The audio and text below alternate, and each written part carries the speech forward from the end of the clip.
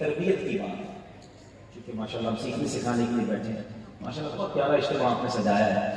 جب میں آیا تو بہت زیادہ پھول کی پتیاں نچھاور کی گئیں، اڑائی گئیں. میں جب سے آیا میری گاڑی پر کافی یہاں پیچھے بھی یہ ایک محبت کا انداز ہوتا ہے، عزت کا انداز ہوتا ہے.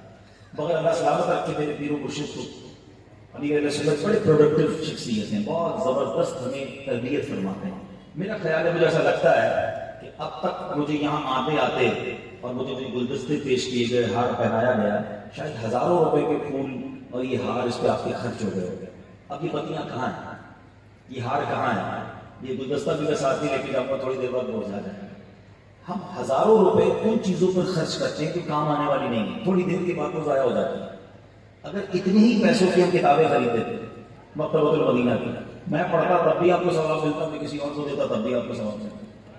ہم ہمیشہ یاد رکھیں کہ ان چیزوں پر خرچ نہ کیا کریں کہ جس کا بعد میں استعمال ہی نہیں ہوتا. تو بہت زیادہ ان چیزوں پر لوگ خرچ کرتے ہیں. پھر ایک علماء کرام بیٹھے ہوئے، ان کا بھی درد ہوگا، میں ان کی بھی نمائندگی کر دیتا ہوں. آپ کو وہ سب لگتا ہے کہ بڑا اچھا لگتا ہے کسی پر پتیاں اڑائیں، پھول اڑائیں یا اس کو ہار پہنائیں. اب یقین کریں ہمارے کپڑے خراب ہو جاتے ہیں. ابھی بھی میرے کپڑوں پہ بہت سارے داغ ہو رہے ہیں کیونکہ پتیاں گیلی ہوتی ہیں. ٹھیک ہے، آپ جب کسی کو اتنی ساری پتیاں ڈالیں گے تو اس کے کپڑوں پر دھبے ہو جائیں گے. مجھے اچھی طرح یاد ہے ایک جگہ میں بیان کرنے گیا، انہوں نے مجھے گیلا گیلا ہار پہنایا اور جیسے میں نے ہار اتارا میرے پورے وائٹ کاٹن پر دھبے اتنے ہو گئے. میں نے کہا یا اللہ میں کیا بیان کروں، کیسے لوگوں سے ملوں، دوسرے کپڑے بھی نہیں تھے، میں دور کیسے دور کہیں بیان کر رہا تھا.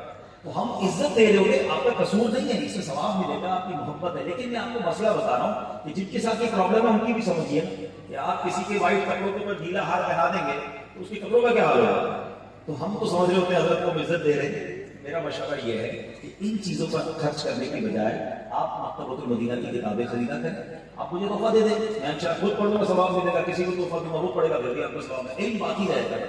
امیر علیہ سنت نے دیکھیں کتنی خوبصورت ایک اصطلاح متعارف کرائی ہے. ہم لنگر کھلاتے ہیں، کھانا بالکل کھلانا چاہیے. آج بھی چل رہا ہوں لنگر ہوگا، مگر کھانے کے لنگر کے ساتھ ساتھ لنگر رسائی بھی ہونا چاہیے، کتابوں کا لنگر بھی ہونا چاہیے. یہ باقی رہتی ہے کتابیں. کسی کا عقیدہ درست ہو گیا، کوئی نمازی بن گیا کتاب پڑھ کے، کوئی درود پڑھنے والا بن گیا، آپ کا ثواب جاری رہے گا.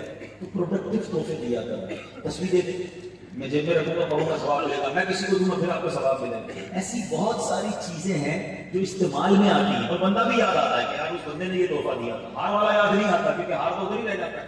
یہ آپ ہمیشہ کے لیے اپنے آپ کے گھر پہ بھی مہمان آتے ہوں گے. اچھا پھر بعض اوقات سارے مٹھائی کے ڈبے دے دیتے. ہمارے یہاں مہمان ہمارے یہاں کیا ہوتا ہے کہ جو عمرے پہ جا رہا ہے، جو آ رہا ہے وہ ایک شربت کا شربت کی بوتل ہے وہی لے کے آتا ہے. مجھے اچھی طرح یاد ہے، مجھے پہلی بار حج پہ گیا تو میرے گھر پہ 50 شربت کی بوتلیں جمع ہوئی. اب میں کیا کروں، اتنے سارے شربت کی بوتل کا. عمرے پہ جانے والے کو احرام دے دو بھائی، چپل دے دو، تسبیح دے دو، سارا راستہ پڑے گا. کوئی کتاب دے دو رفیق الحر میں. تو اگر ہم سوچیں نا تو کیا پروڈکٹیو تحفے دے سکتے ہیں. تو یہ نہ سمجھیں میں اپنے لیے مانگ رہا ہوں، اللہ نے مجھے بہت دیا سمجھا رہا ہوں. جب بھی علماء کو دے مشورہ دیتا ہوں ان کو کیش دے دیا کریں. امام صاحب کے پاس جب بھی جائیں گے ہم جان نمازی تحفے پہ دیں گے. امام صاحب بیچارہ کتنی جان نماز بچھا کے نماز پڑھے گا بھائی. ٹھیک ہے، اچھا بعض اوقات سوٹ پیس دیتے ہیں، امام صاحب کے پاس سلوانے کے پیسے نہیں ہوتے.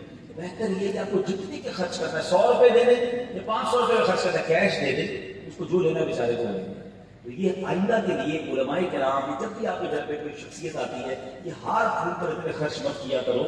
آپ جو ہے ایسی چیز تحفے میں دیں کہ جو اس کو بعد میں بھی کام آئے، آپ بھی یاد رہیں گے، انشاءاللہ اس کا دل بھی خوش ہوگا. امید ہے کہ نور کی برسات. میں اس لیے تھوڑی سی تربیت کی ناراض مت کیجیے گا. جو منتظمین ہیں آپ نے پیار ہی دیا ہے مجھے، واقعی بہت عزت دی. مجھے یاد نہیں پڑتا بہت عرصے والے میرے پھول مجھ پر اڑائے گئے ہوں گے. یوں تو بڑا اچھا لگتا ہے نفس کو، لیکن میں نے سوچا یار یہ ہزاروں روپے ٹھیک ہے، پھول والے بھی دعا کرتے ہیں اللہ ہمارے کاروبار میں برکت دے، لیکن ہمیں یہ پیسے کہیں اور خرچ کرنے چاہیے جس سے دین کا فائدہ ہو، مسلک کا فائدہ ہو، پیغام پہنچے. اللہ پاک آپ سب کو جزائے خیر عطا فرمائے. اب آئیے